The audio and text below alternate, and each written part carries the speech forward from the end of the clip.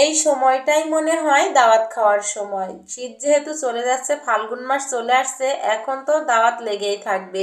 তো আমরা ফ্যামিলি সহ কোথায় দাওয়াত খেতে গেলাম আর কিসের দাওয়াত খেতে গেলাম আপনাদের সঙ্গে শেয়ার করব এই ভিডিওর মাধ্যমে। আসসালামু আলাইকুম সবাইকে। তো বেশ কয়েকদিন যাবৎ কিন্তু আমি ভিডিও আপলোড দিতে পারিনি, কারণ আমার অনেক বেশি ঠান্ডা, জ্বর, গলা ব্যথা, ঢোক গিলতে পারছি না, গলার অবস্থা তো পুরাই খারাপ। এই কারণে আমি ভিডিও আপলোড দিতে পারছি না বা ভয়েস দিতে পারছিলাম না, কারণে আমি ভিডিও আপলোড করতে পারিনি। যাই হোক, এদিকে এই যে আমরা সাজুগুজু করে চলে এসেছি দাওয়াত বাড়িতে। আর দাওয়াত খেতে কার না ভালো লাগে। শীত চলে যাচ্ছে, মাকে শেষে বা ফাল্গুনের শুরুর দিকেই কিন্তু দাওয়াতটা বেশি পড়ে, সেম আমাদেরও পড়েছিল। আর আজকে এসেছি তাসিনের বাবার ফ্রেন্ডের বাসায় দাওয়াত খেতে। কিসের দাওয়াত বলুন তো? দেখেই বুঝতে পারছেন আপনারা কিসের দাওয়াত হতে পারে। তো এইদিকে দেখুন, এসেই চেয়ার ঠিক করছিল। তো আমরা প্রথম দিকের চেয়ারটাতেই বসবো, মানে টেবিলে।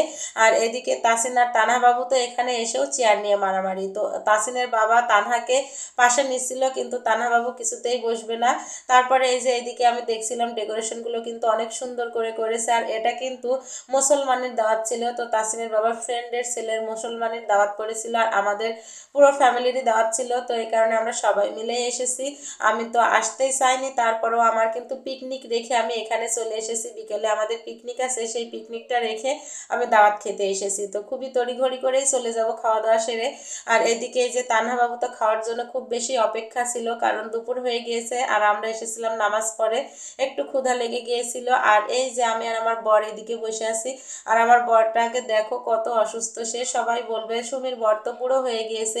তো বুড়ো হোক, ধুড়ো হোক, সুড়ো হোক, সে তো আমারই বর, তাই না? আমার কোনো সমস্যা নাই, আপনাদের এত সমস্যা কিসের ভাই? যাই হোক, আর কিছু নাই বা বললাম। আর এদিকে আমাদের খাবার দাবারও তো চলে এসেছে। আর আমরা এক টেবিলে কিন্তু অনেকজন বসেছি। আর এদিকে এই যে সালাদ এসেছে, পোলাও ভাত, সাদা ভাত, আর ডাল ডিমও চলে এসেছে। তো একে একে কিন্তু এখন আমাদের খাবারগুলো সার্ভ করে দিবে। আর এদিকে তানহা বাবুর প্লেটে তানহা বাবু তো সব খাবারগুলো নিয়েছে, কিন্তু একটাও খেতে পারেনি। আর আমি অল্প একটু পোলাও ভাত নিয়েছিলাম। আর তানহা বাবু এই যে সে কিন্তু ডাল ডিম তাকে দিতে নিষেধ করেছি, সে আমার দেখা দেখি ডাল ডিমটাও নিয়েছে, কিন্তু সে একটাও খায়নি। তো এখন এই যে বিসমিল্লা বলে খাবার খাওয়া শুরু করে দিয়েছি। ডাল ডিম অলরেডি খাওয়া শেষ।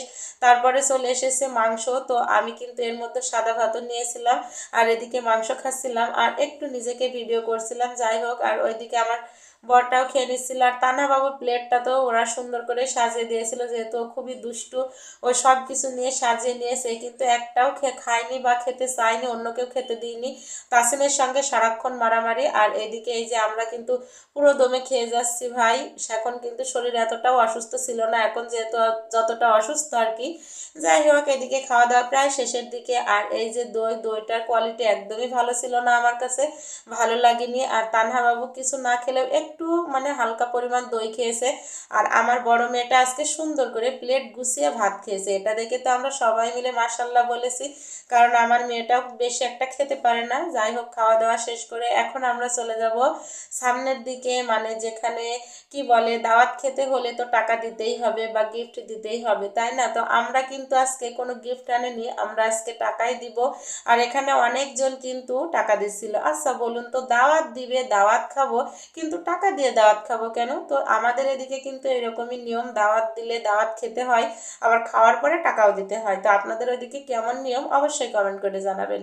যাই হোক, খাওয়া দাওয়া শেষ করে এই যে গিফট বা টাকা দিয়ে চলে আসলাম। এখন আমরা চলে যাব বাসার উদ্দেশ্যে। আরও আমার বিকেলে একটা পিকনিক আছে, সেই পিকনিকের জন্য তো আমি খুব বেশি তাড়াহুড়ো করছিলাম এখান থেকে যে পিকনিকে যাব। তো যাই হোক, এই ছিল আমার আজকের ভিডিও। আবারও দেখা হবে। আল্লাহ হাফেজ।